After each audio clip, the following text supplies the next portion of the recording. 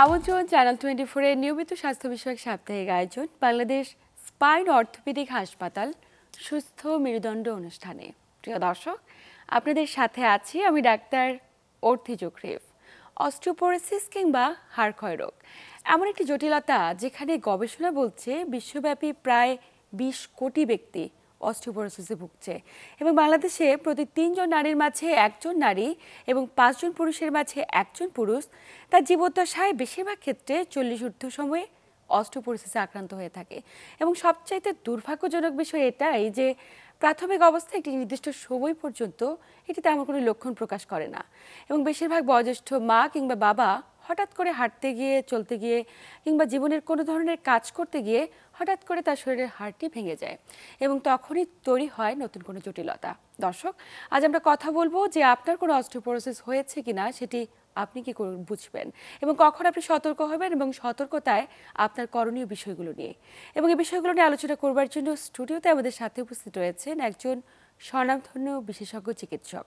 উপস্থিত আছেন ডাক্তার মোহাম্মদ সারোয়ার জাহান, orthopaedic spine বিশেষজ্ঞ, সহকারী অধ্যাপক, স্পাইন সার্জারি, জাতীয় অর্থোপেডিক হাসপাতাল ও পুনর্বাসন প্রতিষ্ঠান, নিটো, ঢাকা, এবং কনসালটেন্ট, বাংলাদেশ স্পাইন ও অর্থোপেডিক হাসপাতাল। স্যার, স্বাগত আমাদের আজকের আয়োজনে। ধন্যবাদ। স্যার, অস্টিওপোরোসিস কিংবা হাড় ক্ষয় রোগ শুরুতে জানবো যে এটি বলতে আমরা কি বুঝি? চমৎকার question, time demanded question. Osteoporosis সম্পর্কে আমাদের কিছু ভুল ধারণা প্রচলিত আছে, আমি সেটা দূর করতে চাই। অস্টিওপোরোসিস হচ্ছে মেডিকেল টার্ম। আমরা প্রচলিত কনভেনশনালি আমাদের সমাজে প্রচলিত আছে যে হাড়ের ক্ষয় হচ্ছে, এটা আমরা বুঝি। মেডিকেলের ভাষায় আমরা আসলে এটা বলি না, আমরা অস্টিওপোরোসিস বলি, কিন্তু বাংলার সাথে এই মেডিকেল টার্মটা যায় না। আমরা ক্লিয়ার করে ইনফরমেশন দিতে চাই। অস্টিওপোরোসিস বলতে যেটা আমরা মিন করি, যেটা আমরা বুঝি, আমাদের শরীরে হাড়ের কিছু কম্পোজিশন আছে, যে উপাদান কিছু আছে, ক্যালসিয়াম, ফসফেট, হোয়াটএভার, আরও অনেক কিছু আছে। তো এইগুলোর একটা নির্দিষ্ট মাত্রা, নির্দিষ্ট ঘনত্ব থাকে। এটা বয়স ভেদে ভিন্নতা হতে পারে, কিন্তু যে কোনো বয়সের জন্য তার মাত্রাটা ফিক্সড। এটা যদি কোনো কারণে এই ঘনত্বটা যদি কমে যায়, তখন সেটাকে আমরা অস্টিওপোরোসিস বলি। এটা একটা মানে চলমান প্রক্রিয়া।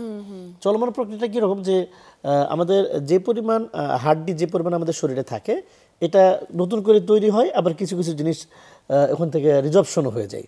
এই যে নতুন তৈরি হওয়া এবং ওখান থেকে যে ধ্বংস হয়ে যাওয়া, এই দুটোর মধ্যে কিছু ব্যালেন্স থাকে। এই ব্যালেন্সটা সবসময় মেনটেন হয়, একেবারে একদিনের বাচ্চা থেকে শুরু করে একবারে 70 ইয়ার্সের যে কোনো মানুষের ক্ষেত্রে এই প্রক্রিয়াটা চলমান। প্রবলেম হচ্ছে যখন এই প্রক্রিয়াটার মধ্যে যখন কোনো ইমব্যালেন্স তৈরি হবে, মানে হচ্ছে এরকম ইমব্যালেন্সটা মানে হলো যে তৈরি হচ্ছে অনেক বেশি, কিন্তু মানে ক্ষয় হয়ে যাচ্ছে বা ধ্বংস হয়ে যাচ্ছে কম, তাহলে তার হাড্ডিটা শক্ত থাকবে বেশি। কিন্তু যদি এর উল্টোটা হয়, যে তৈরি হচ্ছে কম কিন্তু যদি ধ্বংস হয়ে যাওয়ার পরিমাণ বেশি হয়ে যায়, তখন সেটা আমাদের টোটাল যে ঘনত্ব, টোটাল যে কনসেন্ট্রেশন, সেটা তখন কমে যেতে থাকে। এই সিচুয়েশনটাকেই তখন আমরা বলি যে অস্টিওপোরোসিস। তার মানে এটা this is an imbalance between formation and destruction of the elements of the bones. This is the main fact about osteoporosis. Sir, এই যে জটিলতাটা তৈরি হচ্ছে, যে প্রক্রিয়াটার কথা আমরা শুনলাম, সেটার পিছনে কি সুনির্দিষ্ট কোনো কারণ রয়েছে? মানে এত ব্যক্তি কেন এটিতে আক্রান্ত হচ্ছে? এটা আপনি ভালো বলেছেন। এটা এত ব্যক্তি বলতে আপনি ইতিমধ্যে ইনফরমেশন দিয়েছেন যে প্রতি 3 জন নারীর 1 জন অস্টিওপোরোসিসে আক্রান্ত এবং প্রতি 5 জন পুরুষের 1 জন পুরুষ অস্টিওপোরোসিসে আক্রান্ত। এটার স্পেসিফিক কারণ কিছু আছে, আমরা দুই ভাবে ভাগ করি এই কারণটা বোঝার জন্য। একটা হচ্ছে প্রাইমারি, একটা সেকেন্ডারি। প্রাইমারি অস্টিওপোরোসিস মিন করে যে এটার স্পেসিফিক কোনো কারণ থাকবে না, এটা নির্দিষ্ট কিছু বয়সের ক্ষেত্রে নির্দিষ্ট এটা হবেই, এটাকে ঠেকানোর কোনো রাস্তা নেই। যেমন ধরুন, যাদের বয়স 60-র বেশি বা 50-র বেশি হয়ে যাচ্ছে, তাদের ইউজুয়ালি আমাদের এই যে আগে প্রথমে বললাম imbalance of formation and destruction, এই প্রক্রিয়াটাই তখন ডিস্ট্রাকশনের পরিমাণটা বেশি থাকে, ফরমেশনটা পরিমাণ কমে যায়। এটা স্পেসিফিক কোনো কজ, অনেকগুলো কজ আছে, কিন্তু আমরা বলি যে এটা primary cause. Specific cause definitely করে বলা যাবে না, এটা একটা গুরুত্বপূর্ণ বিষয়। এগুলো হচ্ছে প্রাইমারি। আর আরেকটা হচ্ছে যে ফিমেল, মানে নারীদের ক্ষেত্রে এটা একটা বেশি। এটা কিছু হরমোনাল কিছু ব্যাপার আছে, যে হরমোন নারীদের দেহে থাকে, পুরুষদের দেহে কম থাকে বা থাকে না বললেই চলে। এই ইমব্যালেন্সের হরমোনাল কিছু ইমব্যালেন্সের কারণে, স্পেশালি ইস্ট্রোজেন, এটার কারণেই নারীদের ক্ষেত্রে অস্টিওপোরোসিসের রেটটা বেশি। এইগুলো হলো প্রাইমারি। আরেকটা আমরা বলেছি কারণ, সেকেন্ডারি কিছু কারণের কথা বলা হচ্ছে, যেগুলো হচ্ছে যে সমস্ত মানুষ স্পেসিফিক কোনো রোগে আক্রান্ত, স্পেসিফিক ডিজিজের কারণে যে অস্টিওপোরোসিসটা হয়, সেগুলোকে আমরা সেকেন্ডারি অস্টিওপোরোসিস বলি। এটা হচ্ছে যে কিরকম, যে একজন মানুষ কোনো কারণে তার প্যারালাইসিস হয়েছে, তার এক পা অথবা এক হাত দিয়ে উনি কোনো কাজ করতে পারেন না, তার মানে হচ্ছে যে ওই পাটা অকেজো। যখন একটা পা এরকম অকেজো বা একটা হাত যখন একটা অকেজো অবস্থায় থাকে, তখন তার ভিতরের যে হাড্ডি, যে বোনসটা থাকে, সেখানকার টার্নওভারের ব্যালেন্সটা চেঞ্জ হয়ে যায়। আচ্ছা আচ্ছা। এটাকে আমরা তখন বলি যে ডিজিউজ অ্যাট্রফি বা ডিজিউজ অস্টিওপোরোসিস বলি তখন আমরা। এটা একটা কারণ হচ্ছে, এটা একটা ডিজিজের কারণে অস্টিওপোরোসিস হচ্ছে, এটা কিন্তু প্রাইমারি নয়। আর একটা কারণ হতে পারে যে একটা মানুষ কোনো একটা অসুখের জন্য কিছু মেডিসিন দেওয়া হয়েছে, সেই মেডিসিনটা উনি আনডিউ, যেটা যে স্পেসিফিক্যালি দেওয়া হয় নাই, উনি সেটাকে এক্সিড করে ওনার নিজের মতো করে খাওয়া শুরু করছেন। যেমন একটা স্টেরয়েড নামে একটা ওষুধ আছে, এটা খুব চমৎকার কিছু মেডিসিন, যেটা খুব স্পেসিফিক কিছু ডিজিজের জন্য আমরা দিয়ে থাকি, কিন্তু অনেক শর্ট কোর্সে।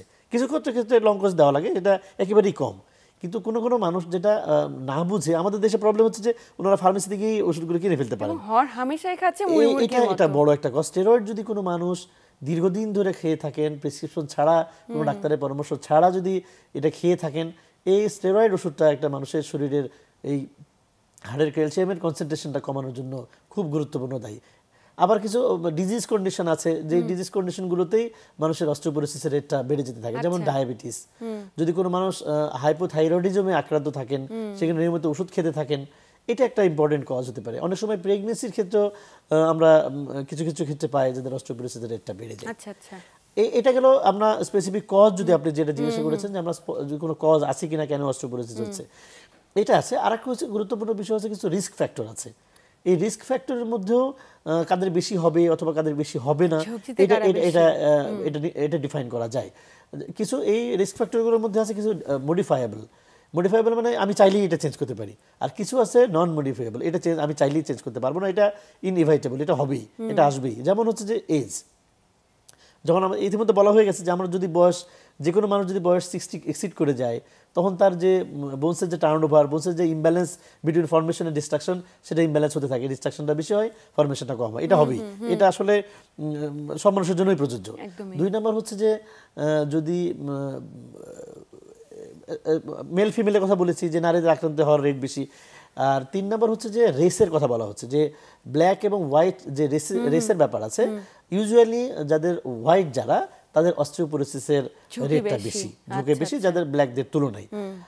এটা হচ্ছে একটা গুরুত্বপূর্ণ ইস্যু। এবং আমরা এই যে সমসাময়িক জীবনযাত্রা আমাদের, আমরা খুব ডেস্কে বসে কাজ করি, ঘরে বসে কাজ করি, দেখা যায় রোদের আলোতে যাচ্ছে না, সূর্যের আলোতে যাচ্ছে না, ভিটামিন ডির সাথে কোনো সম্পৃক্ততা রয়েছে কিনা বিষয়টি স্যার জানবো, এবং কারা আক্রান্তের ঝুঁকিতে এবং কিভাবে বুঝবে একজন মানুষ, প্রত্যেকটি বিষয় সম্পর্কে জানার আছে। তবে সময় হচ্ছে একটি ছোট্ট বিরতি নেবার। প্রিয় দর্শক, বাংলাদেশ স্পাইন ও অর্থোপেডিক হাসপাতাল সুস্থ মেরুদণ্ড অনুষ্ঠান থেকে নিচ্ছি ছোট্ট একটি বিরতি, সাথেই থাকুন।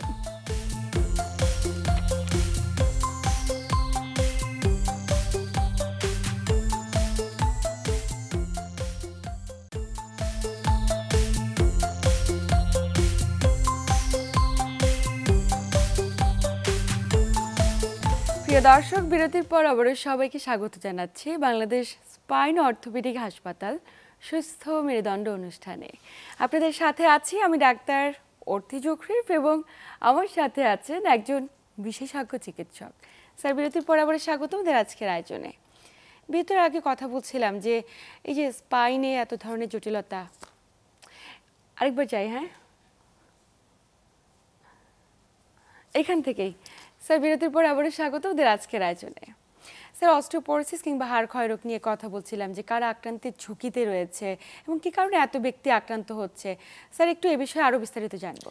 হ্যাঁ, আমরা ইতিমধ্যে বলা শুরু করেছি। আমরা কিছু নন মডিফিয়েবল কিছু রিস্ক ফ্যাক্টরের কথা বললাম, যেগুলো আমরা চাইলেই আমরা চেঞ্জ করতে পারবো না। তার মধ্যে হলো বয়স, তারপরে নারী এবং পুরুষ ভেদে এটা ভেদাভেদ হতে পারে, রেসের ভিত্তিতে এটা হতে পারে। আর কিছু মডিফিয়েবল রিস্ক ফ্যাক্টর আছে, যেগুলো হচ্ছে যে আমি চাইলেই বা আপনি চাইলেই এগুলো মানে মডিফাই করা সম্ভব। যেমন হচ্ছে ফিজিক্যাল অ্যাক্টিভিটি। আচ্ছা। যে সমস্ত মানুষজন ফিজিক্যাল অ্যাক্টিভিটি কম করেন তাদের ক্ষেত্রে অস্টিওপোরোসিসের ইনসিডেন্সটা বেশি। আমাদের যে এখনকার যে লাইফস্টাইল, আমাদের যে শহরে যে লাইফস্টাইল, তাতে করে আমরা বেশিরভাগ ক্ষেত্রেই আমাদের ফিজিক্যাল অ্যাক্টিভিটি কম। আমরা বাসা থেকে বের হচ্ছি, বাসা থেকে বের হয়ে গাড়িতে উঠছি, গাড়ি থেকে অফিসে নামছি, অফিস করার পর আবার গাড়িতে উঠে আবার বাসার মধ্যে ঢুকে যাচ্ছি। আমাদের এর বাইরে আমাদের যে প্রতিদিন অন্তত 30 মিনিট থেকে 1 ঘন্টা যে একটু এক্সারসাইজ করা দরকার, একটু দৌড়ানো দরকার, একটু হাঁটাহাঁটি করা দরকার, এগুলো আমরা করছি না। এগুলো না করলেই আমাদের বোনসের যে টার্নওভার, যে ইমব্যালেন্স বিটুইন ফর্মেশন অ্যান্ড ডিস্ট্রাকশনটা বেশি হতে থাকে। এটা একটা গুরুত্বপূর্ণ, এটা চাইলেই চেঞ্জ করা সম্ভব। 2 নম্বর হচ্ছে যে কিছু কনজাম্পশন আছে, যারা অ্যালকোহল কনজাম্পশন করেন বা যারা স্মোকিং করেন, এটা একটা গুরুত্বপূর্ণ ইস্যু ফর অস্টিওপোরোসিস। কিন্তু এগুলো কিন্তু চাইলেই একজন মানুষ কিন্তু মডিফাই করতে পারেন। একজন যিনি মানুষ অ্যালকোহল খাচ্ছেন, উনি চাইলেই কিন্তু এটা না খেলেও পারেন, বা যিনি স্মোক করছেন রেগুলার, উনি কিন্তু চাইলেই এটাকে উনি স্টপ করতে পারেন। এগুলো গুরুত্বপূর্ণ মডিফাইবল। কিছু মানুষজনের কথা বলেছি ইতিমধ্যে আমরা, যে যারা আনডিউ কিছু মেডিসিন খাচ্ছেন, স্টেরয়েড জাতীয় কোনো ওষুধপত্র খাচ্ছেন, নানডিউ কোনো ডাক্তারের পরামর্শ ছাড়াই, কোনো প্রেসক্রিপশন ছাড়াই, এইটা করা যাবে না। এগুলো কিন্তু চেঞ্জ করা সম্ভব। এগুলো হচ্ছে মডিফাইবল রিস্ক ফ্যাক্টর, যেগুলো আমরা চাইলেই চেঞ্জ করতে পারি। নিশ্চয়ই। তো এই যে আমরা আমাদের জীবনযাত্রায় পরিবর্তন আনতে পারছি না, খাদ্যাভ্যাসেও পরিবর্তন আনতে পারছি না, এটার কারণে এত ঝুঁকি বাড়ছে, এবং সেটা শুধু দেশে নয়, বিশ্বব্যাপী। স্যার, একটু জানবো যে একজন ব্যক্তি বিশেষ কোনো উপসর্গের মাধ্যমে কি বোঝার কোনো উপায় রয়েছে যে তিনি অস্টিওপোরোসিসে আক্রান্ত হচ্ছে বা হয়েছে? সেটা গুরুত্বপূর্ণ একটা কোশ্চেন। আমরা কিভাবে জানবো? তার মানে হচ্ছে সাইন সিমটমটা কি, এটা জানা জরুরি। এটাকে বলা হয় একটা সাইলেন্ট কিলার। অস্টিওপোরোসিসকে সাইলেন্ট কিলার বলা হয়। সাইলেন্ট কিলার মানে হলো যে ভিতরে অস্টিওপোরোসিস হয়ে যাচ্ছে, সবগুলো হাড় দিয়ে একেবারে তার কনসেন্ট্রেশন কমে যাচ্ছে, তার ভিতরে উপাদানগুলো, কিন্তু আমরা জানতে পারছি না। প্রথম যে সিমটমগুলো নিয়ে আসেন সেটা হচ্ছে পেইন। এটা নন স্পেসিফিক পেইন নিয়ে আসবে। নন স্পেসিফিক পেইন মানে হলো যে উনি নির্দিষ্ট করে বলতে পারবে না যে পেইনটা কোথায় বেশি হচ্ছে। ইউজুয়ালি একটা স্পেসিফিক ডিজিজে পেইনটা স্পেসিফিক হয়ে থাকে, কিন্তু অস্টিওপোরোসিসের ক্ষেত্রে পেশেন্ট নন স্পেসিফিক পেইন বলেন। উনি বলবেন যে সারা শরীরেই ব্যথা, পায়ে ব্যথা, কখনো বলেন পায়ে ব্যথা, কখনো কোমরে ব্যথা, কখনো ঘাড়ে ব্যথা, বিভিন্ন জায়গায় ব্যথার কথা বলতে থাকেন। যখন কোনো পেশেন্ট এরকম টোটাল বডি পেইন বলতে থাকেন, তখন আমরা ধরে নিই, অথবা একটু বয়স্ক পেশেন্ট যখন এভাবে বলতে থাকেন, তখন আমরা প্রাথমিকভাবেই ধরে নিই যে উনি অস্টিওপোরোসিস আক্রান্ত। এটা একটা প্রথম সিমটম। 2 নম্বর সিমটম হচ্ছে যে যেহেতু আমাদের হাড়ের উপাদানগুলোর কনসেন্ট্রেশন কমে যাচ্ছে, সো যে কোনো একজন মানুষ অল্প আঘাতেই যে কোনো হাড্ডি ওনার ভেঙে যেতে পারে। এটা একটা গুরুত্বপূর্ণ ইস্যু, যে একজন মানুষ অনেক জোরে আঘাতের কারণে ভেঙে গেছে, অথবা একজন মানুষ অল্প আঘাতেই ভেঙে গেছে। এই দুটো ইনসিডেন্সই আমাদেরকে বলে দেয় উনি অস্টিওপোরোসিসে আক্রান্ত কিনা। 3 নম্বর, কিছু কমপ্লিকেশন নিয়ে আমাদের কাছে পেশেন্টরা আসেন। যেমন ধরেন অস্টিওপোরোসিস যদি হয়, তাহলে বয়স্ক মানুষদের ক্ষেত্রে অনেক সময় সামনের দিকে ঝুঁকে যায়, আমরা বাংলা ভাষায় কুঁজো হয়ে যাওয়া বলি, এরকম কিছু সিমটম নিয়ে আমাদের কাছে পেশেন্ট আসতে থাকে। কিছু কোনো সময় যদি মেরুদণ্ডটা কোনো হাড্ডি ভেঙে যায়, অল্প ট্রমাতে ভেঙে গেছে, তখন ওনারা নিউরোলজিক্যাল কিছু সিমটম নিয়ে আমাদের কাছে প্রেজেন্ট করে। আচ্ছা আচ্ছা আচ্ছা। এরকম সিমটম নিয়ে আসতে পারে, অন্য কোনো উপসর্গ নিয়ে আপনাদের শরণাপন্ন হয়, এবং তারপরে গিয়ে ডায়াগনোসিস হয় যে তার হাড়টি ভেঙে গেছে এবং দীর্ঘদিন ধরে অস্টিওপোরোসিসে ভুগছে। এক্স্যাক্টলি। স্যার, আমরা কখনোই চাই না যে কোনো ব্যক্তি এই ধরনের জটিলতা ভোগ করুক, তাই অবশ্যই সচেতনতা বাড়ানোটা খুব বেশি জরুরি। এবং সচেতনতার ক্ষেত্রে আপনি কোন বিষয়গুলোকে গুরুত্ব দেবেন? এখানে আমরা সচেতনের সাথে আমরা গুরুত্বপূর্ণ বিষয়, আগে ট্রিটমেন্টটা জানা জরুরি। আমরা ট্রিটমেন্ট জানতে চাইলেই তখন আমাদের সচেতনের বিষয়টা সামনে চলে আসবে। আমরা 3 উপায়ে চিকিৎসা করি। সেটা হচ্ছে যে একটা আমরা লাইফস্টাইলটা মডিফিকেশন করতে বলি, যেটা ইতিমধ্যে আমরা আলাপ করেছি, যে কারণগুলোর জন্য অস্টিওপোরোসিসে একজন মানুষ আক্রান্ত হন, সেই কারণগুলো মডিফাইবল রিস্ক ফ্যাক্টর যেগুলো আছে সেগুলোকে মডিফাই করা। তার মধ্যে একটা হচ্ছে লাইফস্টাইলটা চেঞ্জ করা, ডেইলি ফিজিক্যাল অ্যাক্টিভিটি করা, অন্তত 30 মিনিটস টু 1 আওয়ার। যদি একজন মানুষ স্বাভাবিকভাবে একটু গতি নিয়ে যদি উনি হাঁটাহাঁটি করতে পারেন, এটা অস্টিওপোরোসিস প্রিভেনশনের জন্য চমৎকার মাধ্যম। এরপরে হতে পারে তার যদি অ্যালকোহল কনজাম্পশনের অভ্যাস থাকে, সেটা উনি চেঞ্জ করবেন। যদি উনি স্মোকার হয়ে থাকেন, উনি স্মোকিংটা স্টপ করবেন। যদি আনডিউ কোনো মেডিসিন নিয়ে থাকেন, সেগুলো উনি স্টপ করবেন। এগুলোকেই হচ্ছে আমরা লাইফস্টাইল মডিফিকেশন বলছি। খাদ্যাভ্যাসের কথা আপনি বলেছেন, খাদ্যাভ্যাসের কিছু খাদ্যাভ্যাস আছে যেগুলো অতিরিক্ত কার্বোহাইড্রেট জাতীয় খাবার বা ফ্যাট জাতীয় খাবার, এগুলোকে অ্যাভয়েড করা, বা মিট জাতীয় খাবারকে অ্যাভয়েড করে শাকসবজির উপরে ডিপেন্ডেন্সি হওয়াটা খুব জরুরি হয়ে পড়ছে। আচ্ছা, এটা হলো গুরুত্বপূর্ণ। আরেকটা হচ্ছে যে এটা হচ্ছে আমাদের লাইফস্টাইল মডিফিকেশন, এটা একটা চিকিৎসার একটা অংশ। আর 2 নম্বর হচ্ছে যে কিছু আমরা মেডিসিনের মাধ্যমে আমরা চিকিৎসা করি। মেডিসিন কেন? যখন কোনো পেশেন্ট সিমটম নিয়ে আসেন, যদি আমরা সিমটমের সাথে যদি আমরা চেক আপ করে দেখি যে তার এক্সরেতে যদি ধরা পড়ে যে তার অস্টিওপোরোসিস হচ্ছে, তখন আমরা এক্সরের মাধ্যমে সেটা জানতে পারি, অথবা ডেক্সা স্ক্যান আছে, অথবা বিএমডি চেক করে আমরা পুরো কনসেন্ট্রেশন যে ক্যালসিয়াম বা ফসফেটের যে কনসেন্ট্রেশন কমে যাচ্ছে সেটা স্পেসিফিক করে জানা সম্ভব ডেক্সা স্ক্যান এবং বিএমডি করার মাধ্যমে। যখন আমরা এরকম কোনো স্পেসিফিক কোনো ইনভেস্টিগেশন আমাদের হাতে থাকে তখন সেই অনুযায়ী আমরা মেডিসিন দেওয়ার আমাদের সুযোগ থাকে। তো এই মেডিসিনগুলোর মধ্যে ক্যালসিয়াম আছে, ভিটামিন ডি আছে, তারপর এখন এর বাইরেও আধুনিক অনেক চিকিৎসা পদ্ধতি তৈরি হয়েছে, অনেক মেডিসিন চলে আসছে যেগুলো অস্টিওপোরোসিসের চমৎকার চিকিৎসা।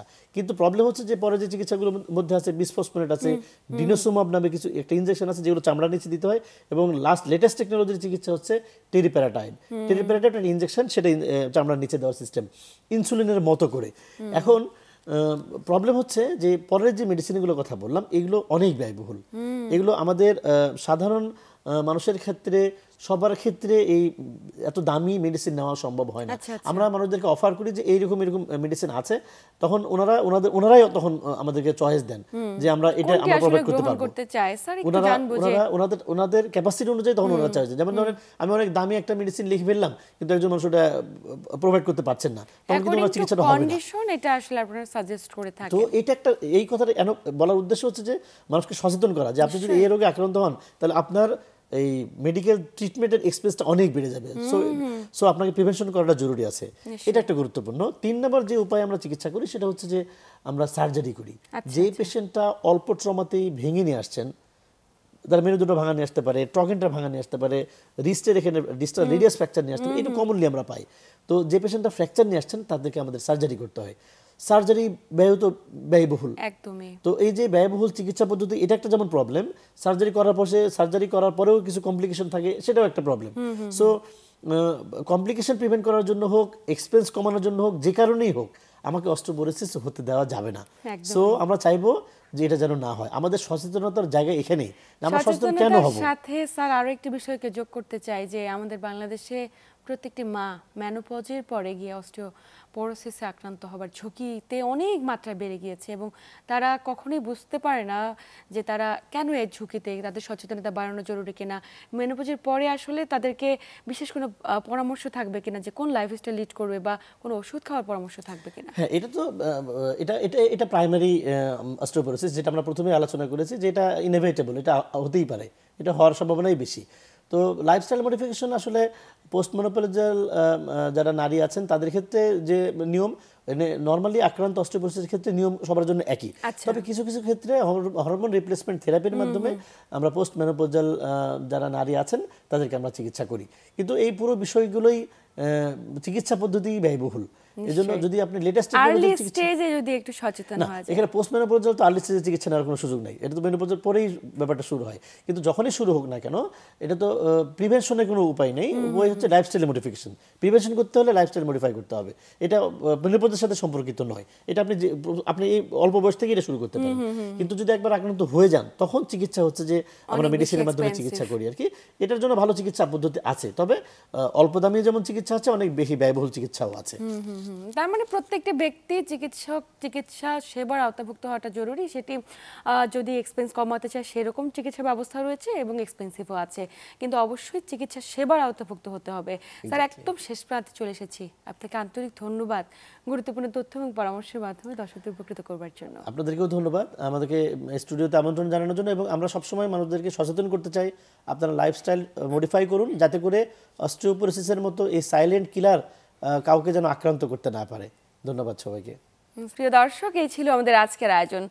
আসুন অস্টিওপোরোসিস কিংবা হাড় ক্ষয়রোধ প্রতিরোধে নিজেদের জীবনযাত্রা কিংবা খাদ্যাভ্যাসের মানে খানিকটা হলেও পরিবর্তন আনি, নিজেরা সচেতন হই এবং অন্যকেও সচেতন করি। এতক্ষণ সাথে থাকার জন্য সবাইকে ধন্যবাদ। সবাই ভালো থাকুন, সুস্থ থাকুন।